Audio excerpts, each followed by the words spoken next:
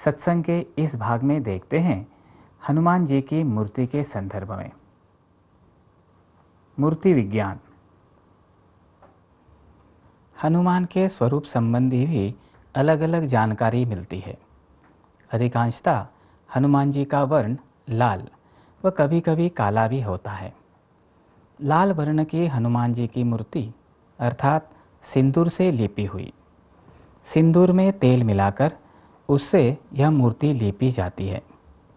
काले वर्ण की हनुमान जी की मूर्ति काले पत्थर से बनी होती है। उस मूर्ति पर केवल तेल चढ़ाया जाता है। मारुति के विविध रूप हैं, जैसे दास मारुति, वीर मारुति, पंचमुखी मारुति। पंचमुखी मारुति की मूर्ति बड़े आकार की होती है। इसके 5 मुख होते हैं: वराह, गरुड़, हयग्रीव अर्थात घोड़ा, सिंह व कपिमुख। ऐसी दशभुज मूर्तियों के हाथों में ध्वज, खड्ग, पाश इत्यादि शस्त्र होते हैं। पंचमुखी देवता का एक अर्थ ऐसा है कि पूर्व, पश्चिम, दक्षिण व उत्तर यह 4 तथा ऊर्ध्व अर्थात ऊपरी दिशा, इन 5 दिशाओं पर उस देवता का स्वामित्व होता है। हनुमान जी की मूर्ति के 2 और प्रकार होते हैं। पहला है दक्षिण मुखी मारुति।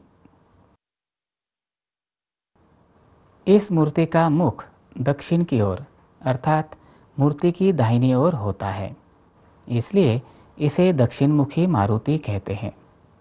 दाहिनी ओर देखने वाले मारुति की सूर्य नाड़ी कार्यरत होने के कारण उनसे शक्ति की अनुभूति होती है। इनकी उपासना अनिष्ट शक्तियों के निवारण के लिए की जाती है। दूसरा प्रकार है वाममुखी मारुति। इस मूर्ति का मुख मूर्ति की बाईं ओर होता है, इसलिए इन्हें वाममुखी मारुति कहते हैं। वाममुखी मारुति की चंद्र नाड़ी कार्यरत होती है। दक्षिण मुखी मारुति की तुलना में इनसे कम शक्ति की अनुभूति होती है। अब चलते हैं हनुमान जी की उपासना पद्धति की ओर। उससे पहले समझ लेते हैं हनुमान जी की उपासना का उद्देश्य। अन्य देवताओं की तुलना में हनुमान जी में अत्यधिक प्रकट शक्ति है। अन्य देवताओं में प्रकट शक्ति केवल 10% होती है, जबकि हनुमान जी में प्रकट शक्ति 70% होती है। अतः हनुमान जी की उपासना अधिक मात्रा में की जाती है। हनुमान जी की उपासना से जागृत कुंडलिनी के मार्ग में आई बाधा दूर होकर कुंडलिनी को योग्य दिशा मिलती है। साथ ही भूत बाधा, जादू टोना, पितृदोष के कारण होने वाले कष्ट, शनि पीड़ा इत्यादि का निवारण भी होता है। महाराष्ट्र में शनिवार को हनुमान जी का दिन मानते हैं व भारत के अन्य भागों में शनिवार व मंगलवार मारुति के दिन माने जाते हैं। इस दिन हनुमान जी के देवालय में जाकर उन्हें सिंदूर व तेल अर्पण करने की प्रथा है। कुछ स्थानों पर हनुमान जी को नारियल भी चढ़ाते हैं। अब देखते हैं हनुमान जी की पूजा विधि के विषय में। पूजा पूर्व पूजक अपनी नाक के मूल पर मध्यमा से सिंदूर लगाए। हनुमान जी को अनामिका से चंदन लगाए। इसके उपरांत सिंदूर चढ़ाएं। सिंदूर चढ़ाने के उपरांत अक्षत अर्पण करें। हनुमान जी को मदार के फूल व पत्ते चढ़ाएं।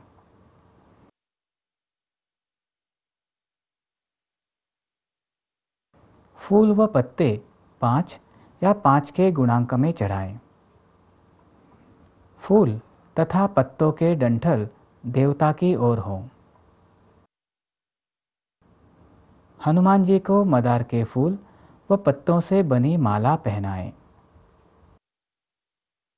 हनुमान जी की पूजा विधि में केवड़ा, चमेली या अंबर इन उद्बत्तियों का उपयोग करें। उद्बत्ती अर्थात अगरबत्ती। उद्बत्ती की संख्या 2 हो। दाहिने हाथ की तर्जनी व अंगूठे के बीच उद्बत्ती पकड़कर घड़ी की सुइयों की दिशा में पूर्ण गोलाकार पद्धति से 3 बार घुमाएं। इसके उपरांत हनुमान जी को दीप दिखाएं।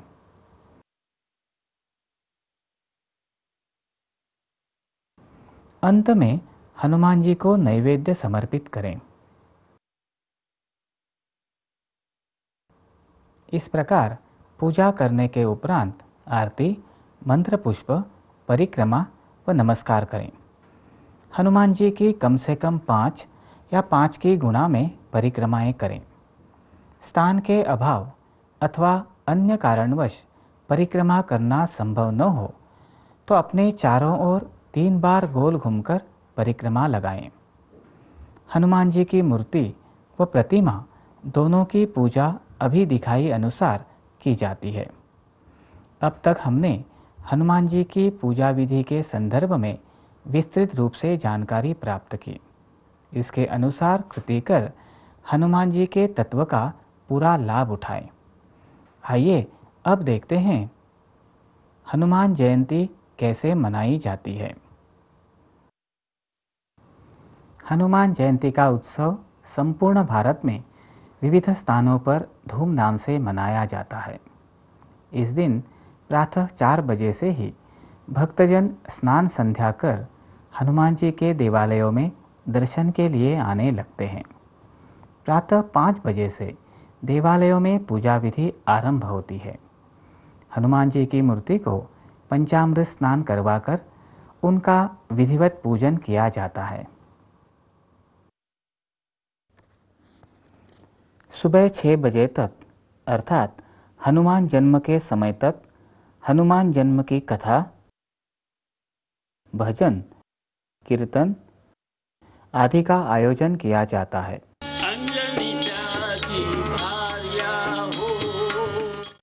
हनुमान जी की मूर्ति को हिंडोले में रख हिंडोला गीत गाया जाता है। बाळा जो जो रे। हनुमान जी की मूर्ति हाथ में लेकर देवालय की परिक्रमा करते हैं। हनुमान जयंती के उपलक्ष्य में कुछ जगह यज्ञ का आयोजन भी करते हैं। ओम नमो भगवते पंचवदनाय दक्षिणे करालोदने श्री नारसिंह मुखाय ओम श्री वीर हनुमते। तत्पश्चात हनुमान जी की आरती उतारी जाती है। सत्राणे उड्डाणे हुंकार वदनी गरिडलमल भूमंडल सिंधु जल गगनी कडाडी। आरती के उपरांत कुछ स्थानों पर सौंठ अर्थात सूखे अदरक का चूर्ण व पीसी हुई चीनी व सूखे नारियल का चूरा मिलाकर उस मिश्रण को या कुछ स्थानों पर छुआरा, बादाम, काजू, सूखा अंगूर व मिश्री इस पंचखाद्य को प्रसाद के रूप में बांटते हैं। कुछ स्थानों पर पोहे व चने की भीगी हुई दाल में दही, शक्कर, मिर्ची के टुकड़े, नींबू का अचार मिलाकर गोपाल काला बनाकर प्रसाद के रूप में बांटते हैं। कुछ जगह महाप्रसाद का आयोजन किया जाता है। अब तक हमने हनुमान जी के संदर्भ में विस्तृत अध्यात्म शास्त्रीय जानकारी प्राप्त की। साथ ही हमने हनुमान जी की पूजा विधि भी देखी। हनुमान जयंती का उत्सव कैसे मनाया जाता है यह भी हमने देखा। सत्संग के आरंभ में हमने देखा कि हनुमान जयंती को हनुमान जी का तत्व पृथ्वी पर अधिक मात्रा में अवतरित होता है। इस सत्संग में बताए अनुसार शास्त्र की दृष्टि से योग्य कृति कर हनुमान तत्व का पूरा लाभ उठाएं। इस सत्संग में हम देखेंगे हनुमान जी की उपासना में प्रयुक्त कुछ विशेष वस्तुओं के सूक्ष्म परिणाम, ये वस्तुएं हनुमान जी को अर्पण करने का आधारभूत शास्त्र एवं हनुमान जी की उपासना के कुछ अन्य महत्वपूर्ण घटक। हनुमान जी की उपासना में कुछ विशेष वस्तुएं जैसे सिंदूर, तेल, मदार के फूल व पत्ते, इनका प्रयोग विशेष रूप से किया जाता है। आइए समझ लेते हैं शास्त्राधार। हनुमान जी को तेल, सिंदूर, मदार के फूल व पत्ते इत्यादि क्यों अर्पण करें? ऐसा कहते हैं कि देवता को जो वस्तु भाती है वही उन्हें पूजा में अर्पण की जाती है। उदाहरण के रूप में गणपति को लाल फूल, शिवजी को बेल, विष्णु को तुलसी इत्यादि। वास्तव में उच्च देवताओं की रुचि अरुचि नहीं होती। विशिष्ट वस्तु अर्पण करने के पीछे अध्यात्म शास्त्रीय कारण होता है। पूजा का उद्देश्य है मूर्ति में चैतन्य निर्माण होकर पूजक को उसका लाभ हो। यह चैतन्य निर्माण होने के लिए विशिष्ट देवता को विशिष्ट वस्तु अर्पित की जाती है। जैसे हनुमान जी को तेल, सिंदूर व मदार के फूल तथा पत्ते। इन वस्तुओं में हनुमान जी के महालोक तक की सूक्ष्माति सूक्ष्म कण, जिन्हें पवित्र कहते हैं, उन्हें आकृष्ट करने की क्षमता होती है। अन्य वस्तुओं में ये पवित्र आकृष्ट करने की क्षमता कम होती है। इसी कारण हनुमान जी को तेल, सिंदूर व मदार के पुष्पपत्र इत्यादि अर्पण करते हैं। आइए यह विषय अधिक विस्तार से समझने के लिए देखते हैं हनुमान जी की पूजा में प्रयुक्त मदार के पत्ते का सूक्ष्म चित्र। ब्रह्मांड मंडल से चैतन्य का प्रवाह पत्ते की ओर आकृष्ट होता है। इसके कारण मदार के पत्ते में चैतन्य का वलय निर्माण होता है। इस चैतन्य के वलय द्वारा पत्ते में चैतन्य के प्रवाह प्रक्षेपित होते हैं। मदार के पत्ते में हनुमान तत्व आकृष्ट करने की क्षमता अधिक होती है। इसलिए हनुमान तत्व स्वरूप शक्ति का प्रवाह ब्रह्मांड मंडल से मदार के पत्ते में आकृष्ट होता है। इसके कारण पत्ते में हनुमान तत्व स्वरूप शक्ति का वलय निर्माण होता है। इस वलय से कार्यरत शक्ति के वलय निर्माण होते हैं। शक्ति के वलय से पत्ते के हरित द्रव्य अर्थात क्लोरोफिल में शक्ति के कण संग्रहित होते हैं। पत्ते के डंठल के निकट भाग में डंठल से प्रवाहित शक्ति का वलय निर्माण होता है। पत्ते की शिराओं में शक्ति तरंगें प्रवाहित होती है। मदार के पत्ते में तारक शक्ति के वलय कार्यरत रूप में घूमते रहते हैं। मदार के पत्ते के चारों ओर हनुमान तत्व का कवच निर्माण होता है।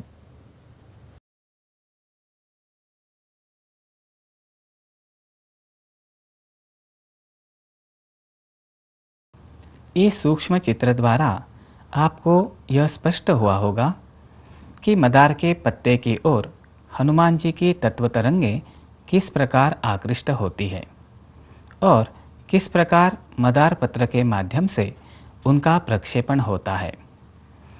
मदार पत्र द्वारा आकृष्ट चैतन्य, शक्ति आदि का प्रक्षेपण सूक्ष्म स्तर की अर्थात आध्यात्मिक स्तर की प्रक्रिया है। इसका परिणाम विविध प्रकार से होता है। इनमें से एक है वातावरण में विद्यमान रजतम प्रधान तत्वों का प्रभाव कम होना। मदार पत्र द्वारा प्रक्षेपित पवित्र रंगों के कारण वातावरण में विद्यमान अनिष्ट शक्तियों को कष्ट होता है। उनकी तम प्रधान काली शक्ति कम होती है या नष्ट होती है। संक्षेप में कहा जाए तो मदार पत्र हनुमान जी की तत्व तरंगों को प्रक्षेपित कर वातावरण में विद्यमान अनिष्ट शक्तियों के साथ एक प्रकार से युद्ध ही करते हैं। जब अनिष्ट शक्तियों से पीड़ित व्यक्ति का मदार पत्र से संपर्क होता है तो उसे कष्ट होने लगते हैं। मदार पत्र के संपर्क से निर्मित सात्विकता के कारण हुए ऐसे परिणाम को हम देखते हैं एक चित्रफित द्वारा।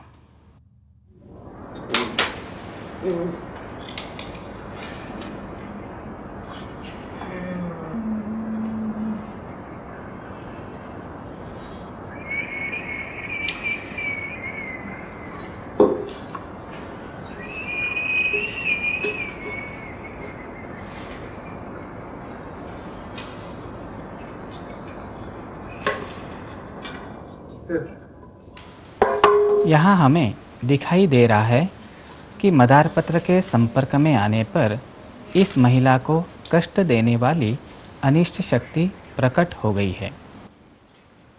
मदार पत्र से प्रक्षेपित सात्विक तरंगों के कारण अनिष्ट शक्ति को कष्ट होता दिखाई दे रहा है। अभी हमने अनिष्ट शक्ति से पीड़ित महिला पर हुआ मदार पत्र का परिणाम स्थूल से देखा।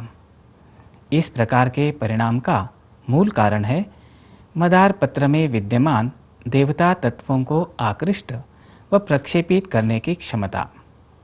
यह सूक्ष्म स्तर की प्रक्रिया है। इसे हम समझ लेते हैं एक सूक्ष्म चित्र द्वारा। दर्शकों को स्पंदनों का बोध हो, इसलिए सूक्ष्म चित्र में महिला व मदार पत्र को तिरछा अर्थात साइड एंगल से दिखाया गया है। पत्ते में हनुमान तत्व से आकृष्ट चैतन्य का वलय निर्माण होता है। इस वलय से व्यक्ति की ओर चैतन्य का प्रवाह प्रक्षेपित होता है व उसके देह में चैतन्य का वलय निर्माण होता है। पत्ते में हनुमान तत्व से आकृष्ट शक्ति का वलय निर्माण होता है। वातावरण में शक्ति के वलयों का प्रक्षेपण होता है। शक्ति के वलय से शक्ति का प्रवाह पीड़ित व्यक्ति की दिशा में प्रक्षेपित होता है। बड़ी अनिष्ट शक्ति अर्थात मांत्रिक नेत्रों के माध्यम से काली शक्ति प्रक्षेपित करता है एवं वह पत्ते से प्रक्षेपित शक्ति के प्रवाह से लड़ता रहता है। शक्ति के प्रवाह से व्यक्ति के देह में शक्ति के प्रवाह प्रक्षेपित होते हैं। मारक शक्ति का वलय व्यक्ति के देह में कार्यरत रूप में घूमता रहता है। वह उनका मांत्रिक द्वारा सप्त चक्रों पर निर्माण किए गए काले शक्ति के स्थान से युद्ध होता है। सप्त चक्रों पर शक्ति के वलय निर्माण होते हैं। अनिष्ट शक्तियों की पीड़ा के कारण व्यक्ति के देह के चारों ओर काली शक्ति का घना आवरण रहता है। काले आवरण में शक्ति के कण संचारित होते हैं। वह शक्ति के कणों का काले आवरण के साथ युद्ध होता है। व्यक्ति के देह पर बने काले आवरण का विघटन होता है।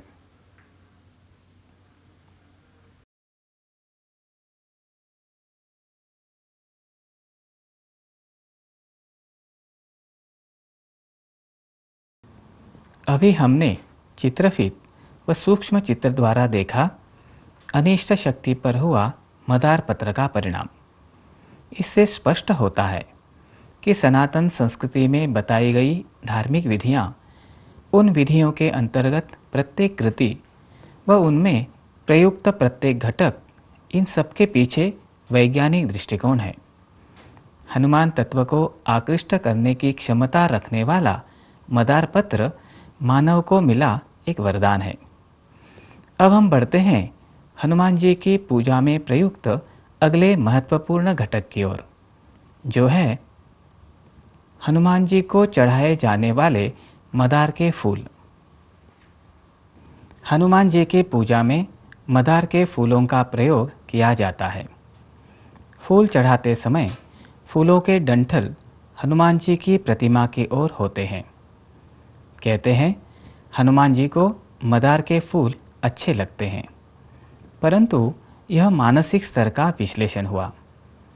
इसका अध्यात्म शास्त्रीय कारण यह है कि मदार के फूलों में हनुमान जी की तत्व तरंगें अधिक मात्रा में आकृष्ट होती है तथा फूलों से पवित्रकों के रूप में प्रक्षेपित भी होती है। अब तक हमने हनुमान जी की पूजा में प्रयुक्त कुछ विशेष वस्तुओं के सूक्ष्म परिणाम तथा उनका आधारभूत शास्त्र देखा। अब हम हनुमान जी की उपासना से संबंधित कुछ अन्य बातें समझ लेंगे। शनि की ग्रह पीड़ा व हनुमान जी की उपासना। जब किसी व्यक्ति की कुंडली में शनि स्वराशि से निकलकर विशिष्ट स्थान में आता है, तब उस व्यक्ति के जीवन में शनि की ग्रह पीड़ा आरंभ होती है। ग्रह दशा का यह काल सामान्यतः 7.5 वर्षों का होता है। यह काल कठिन व समस्याओं से घिरा हुआ होता है। इस काल में व्यक्ति को जीवन की विविध समस्याओं का सामना करना पड़ता है। उसके जीवन में आरोग्य विषयक, आर्थिक स्वरूप की या अन्य मानसिक समस्याएं निर्माण होती है। शनि की पीड़ा के कारण निर्माण हुई इन समस्याओं के निवारण के लिए हनुमान जी की उपासना विशेष फलदायी होती है। इसका कारण यह है कि शनि स्वयं रुद्र की उपासना करते हैं और हनुमान जी 11वें रुद्र हैं। इसलिए हनुमान जी की उपासना करने से शनि पीड़ा का निवारण होता है। आइए देखते हैं शनि ग्रह पीड़ा निवारणार्थ हनुमान जी की उपासना। यह विधि शनिवार अथवा मंगलवार के दिन किया जाता है। एक कटोरी में यथाशक्ति तेल लें।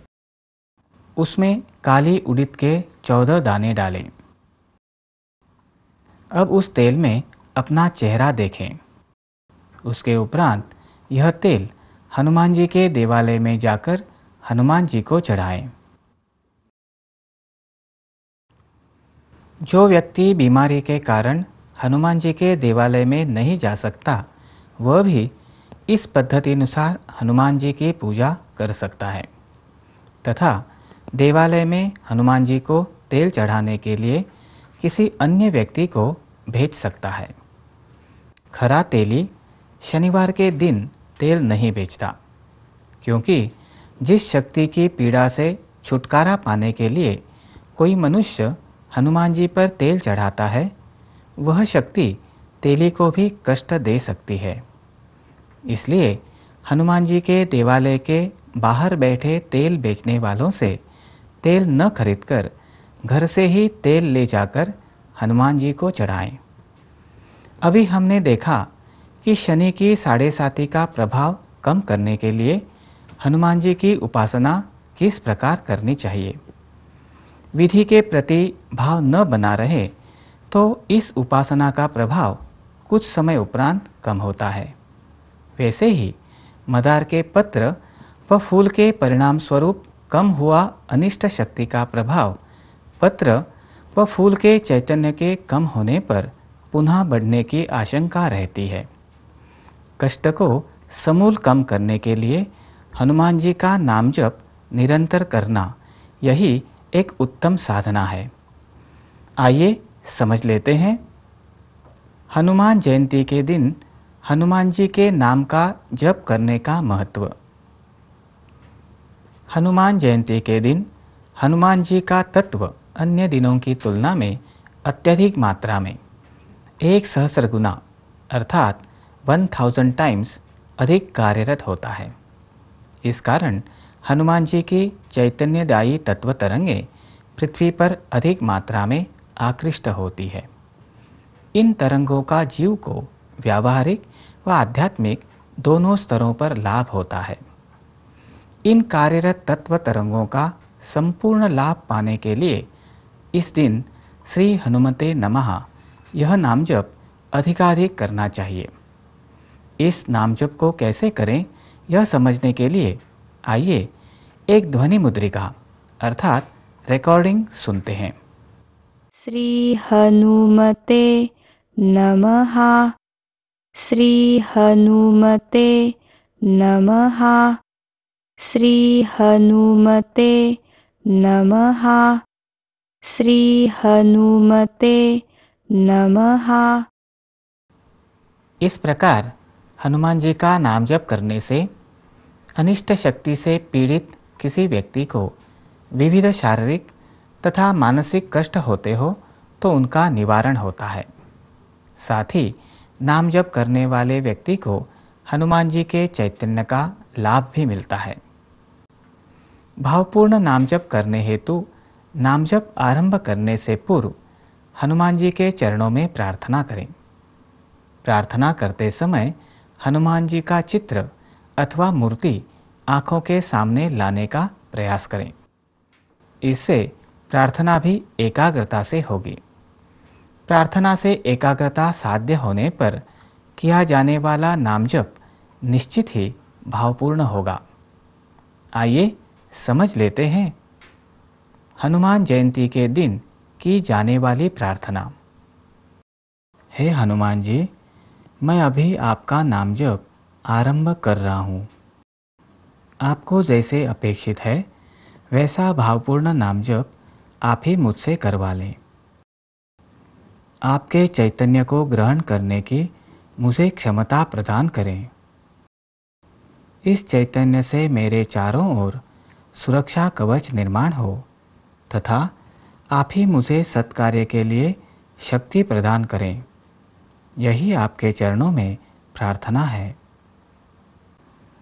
अब तक हमने शास्त्रानुसार हनुमान जी की उपासना का महत्व व कृति समझ ली। अब समझ लेते हैं कि आज की स्थिति क्या है।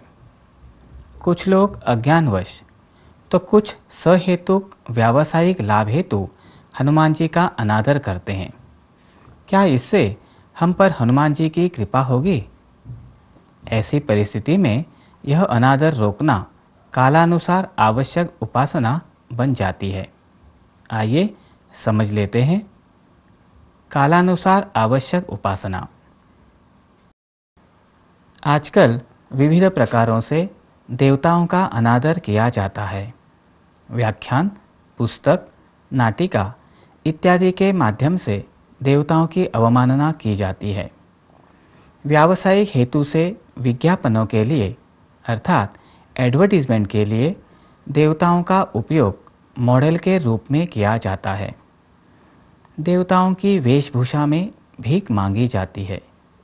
ये सभी अपमानजनक प्रकार हनुमान जी के संदर्भ में भी होते हैं। व्यंग्य चित्र अर्थात कार्टून, विज्ञापन अर्थात एडवर्टीजमेंट, नाटिका, इनमें ऐसी अवमानना हमें विशेष रूप से दिखाई देती है। आइए देखते हैं कुछ उदाहरण। ऑस्ट्रेलिया के कुरियर मेल इस वृत्तपत्र में ऑस्ट्रेलियन क्रिकेटियर एंड्रू साइमंड को हनुमान जी के रूप में दिखाकर भगवान तुल्य दर्शाया। मेक माई ट्रिप इस भारतीय यातायात कंपनी ने अपने विज्ञापन में हनुमान जी के हृदय के स्थान पर श्री राम व सीता की अपेक्षा चलो लंका ऐसा संदेश लिखा हुआ दिखाया। यदि हम ऐसे अनादर को देखते हुए भी रोकने का प्रयास न करें तो क्या हनुमान जी की कृपा हम पर होगी? निश्चित ही नहीं। देवताओं की उपासना की नींव है श्रद्धा। देवताओं का अनादर श्रद्धा को प्रभावित करता है। इससे धर्महानि भी होती है। यह धर्महानि रोकना कालानुसार आवश्यक धर्म पालन ही है। यह देवता की समष्टि स्तर की अर्थात सामाजिक स्तर की उपासना ही है। व्यष्टि अर्थात व्यक्तिगत उपासना के साथ समष्टि अर्थात सामाजिक उपासना किए बिना देवता की उपासना पूर्ण हो ही नहीं सकती। अतः हनुमान जी के भक्तों को भी हनुमान जी के अनादर के प्रति जागरूक होकर सार्वजनिक उद्बोधन के माध्यम से यह धर्महानि रोकने का प्रयास करना चाहिए। यह धर्महानि रोकने के लिए हनुमान जी हमें बल, बुद्धि व क्षात्र वृत्ति प्रदान कर साधना में आने वाले विघ्नों का अवश्य हरण करेंगे।